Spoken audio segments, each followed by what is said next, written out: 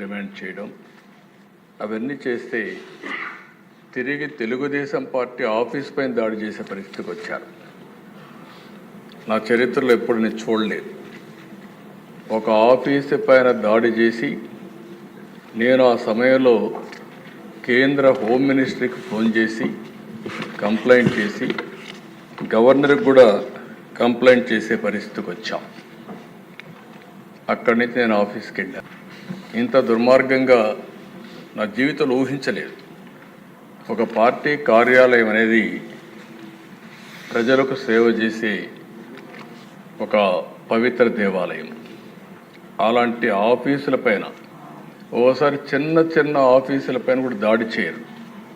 ఎందుకంటే ఇది ఒక సెంటిమెంట్. ప్రజాస్వామ్యంలో పార్టీ ఆఫీసులన్నిటిపైన ఎప్పుడూ దాడి జరగలేదు, అలాంటి జరిగే పరిస్థితి వచ్చింది. అదే మరి సరే మనం మాట్లాడుకుంటూనే ఉన్నాం. మీరు బాధితులు, నేను బాధితుడినే, ఇక్కడ అందరూ బాధితులే, ఒకరిని కాదు. నేను ఆ రోజు ఈరోజు కూడా చెప్తున్నా, నేను చాలా స్పష్టంగా ఉన్నా. రాజకీయ కక్షలతో నా జీవితంలో ఎప్పుడు నేను రాజకీయం చేయలేదు, ఇప్పుడు కూడా నేను చేయను. అదే సమయంలో లా అండ్ ఆర్డర్ సమస్యలు క్రియేట్ చేసే వాళ్ళపైన మాత్రం ఈ ప్రభుత్వం సింహ స్వప్నంగా ఉంటుందని మరొకసారి హెచ్చరిస్తున్నాను. ఎవరైనా కావచ్చు. చరిత్ర ఒకసారి చూసుకుంటే అధ్యక్ష, తెలుగుదేశం పార్టీ వచ్చిందంటే లా అండ్ ఆర్డర్ సెట్ కావాలి.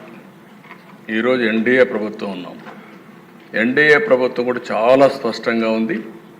ఎట్టి పరిస్థితుల్లో లా అండ్ ఆర్డర్ ఉపేక్షించాం, ఎవ్వరు బ్రేక్ చేసినా.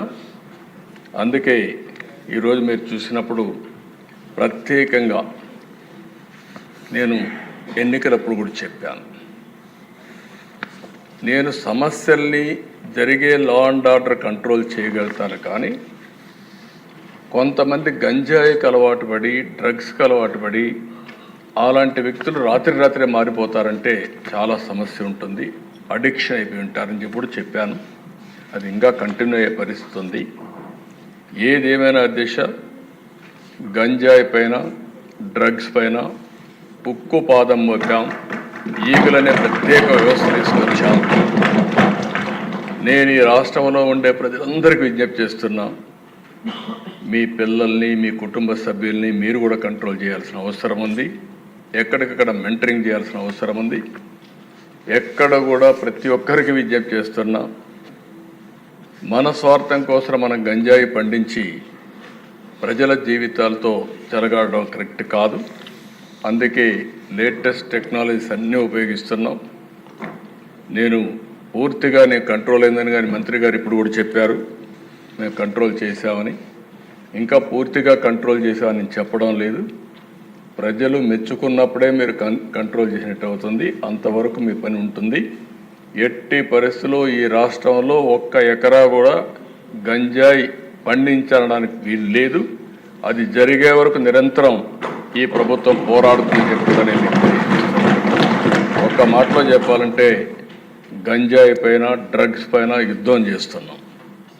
ఈ యుద్ధాన్ని ఆపే పరిస్థితి ఉండదు. లేటెస్ట్ టెక్నాలజీస్ ఉపయోగిస్తాం, సెటిలైట్ ఉపయోగిస్తాం, డ్రోన్స్ ఉపయోగిస్తాం. ఇంకా ఎక్కడెక్కడ ఏజెన్సీస్ని పెట్టాలంటే అన్నీ కూడా పెడతాం. అవన్నీ పెట్టి పూర్తిగా బార్డర్లో కూడా మన రాష్ట్రానికి రాకుండా కూడా చెక్ చేసి యంత్రాంగాన్ని కూడా క్రియేట్ చేసుకుంటామని చెప్పి కూడా నేను మీకు తెలియజేస్తున్నా. ఎవరైతే గంజాయి పండించే అమాయకులు ఉన్నారు వారందరికీ ప్రత్యామ్నాయ ఉపాధి కల్పిస్తాం.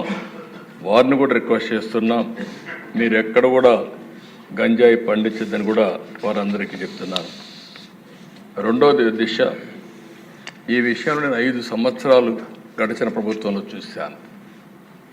ఒక్కసారి అసెంబ్లీలో చర్చించిన దాఖలాలు లేవు, ఒక్కసారి సమీక్ష చేసిన దాఖలాలు లేవు.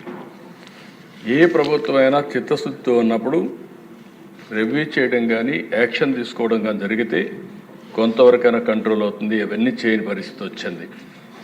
అందుకని అధ్యక్ష, దీంట్లో రాజీ లేదు. రెండో విషయం కూడా నేను ఒకటే కోరుతున్నా, ఈరోజు సోషల్ మీడియా సోషల్ మీడియాను మనం చూస్తున్నాం. విచ్చలవిడితనం వచ్చింది. క్యారెక్టర్ అసాసినేషన్ జరిగే పరిస్థితి వస్తుంది. ఆడబిడ్డలు తలెత్తుకొని తిరగలేని పరిస్థితి వస్తూ ఉంది. ఇది మంచి సాంప్రదాయం కాదు. నాకు చాలా సంతోషం, అసెంబ్లీలో బూతులు లేవు. ఇప్పుడు అసెంబ్లీ అంతా కూడా సబ్జెక్ట్స్ పైన చర్చించే పరిస్థితికి వచ్చాం.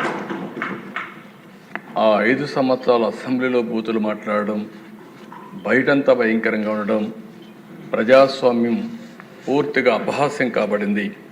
అలాంటి అన్ని పోయే పరిస్థితికి వచ్చాయి. ఈరోజు మళ్ళీ రాష్ట్రంలో ఒకటే విజ్ఞప్తి చేస్తున్నాం. ఎవరైనా సరే ఆడబిడ్డల పైన అత్యాచారాలు చేసి తప్పించుకోవాలంటే ఈ ప్రభుత్వంలో వీలు కాదు. అదే చివరి రోజు అవుతుందని మరొకసారి హెచ్చరిస్తున్నాం. చాలా కఠినంగా చెప్తున్నా.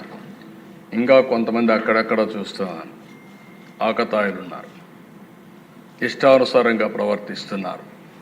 వారందరికీ కూడా ఒక మెసేజ్ పోవాల్సిన అవసరం ఉంది. నేను ఒకప్పుడు ఒక మెసేజ్ ఇచ్చాను.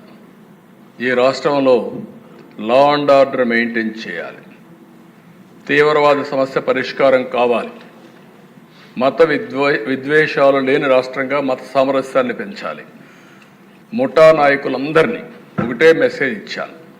తరతరాలుగా మీరు ముఠాలకు పాటుపడుతున్నారు.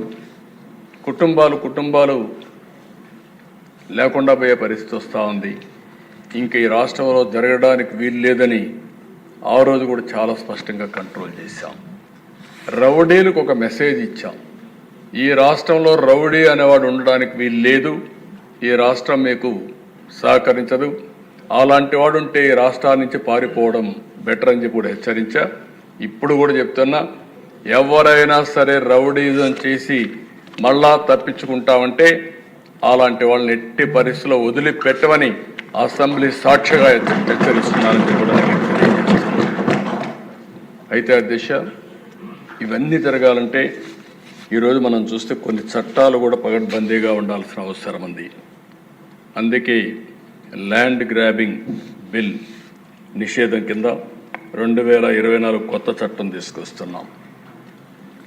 మాకు ఏ కంప్లైంట్ వచ్చినా ఇప్పటికి కూడా ఇక్కడ అన్ని సమస్యల పరిష్కారం చేయగలుగుతున్నాం. కానీ వీళ్ళు చేసినటువంటి ఈ భూ వివాదాలు, ల్యాండ్ రిలేటెడ్ కాన్ఫ్లిక్ట్స్ అయితే భయంకరంగా తయారైనాయి.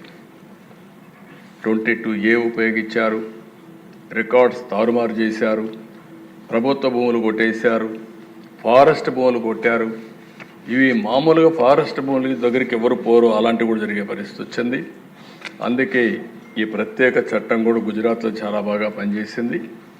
ఎవరైనా సరే ల్యాండ్ గ్రాబింగ్ చేస్తే, భూ కబ్జాలకు పాటుపడితే ప్రభుత్వం కేసు పెట్టిన తర్వాత దాన్ని ప్రూవ్ చేసుకునే బాధ్యత కూడా వాళ్ళపైనే ఉంటుంది.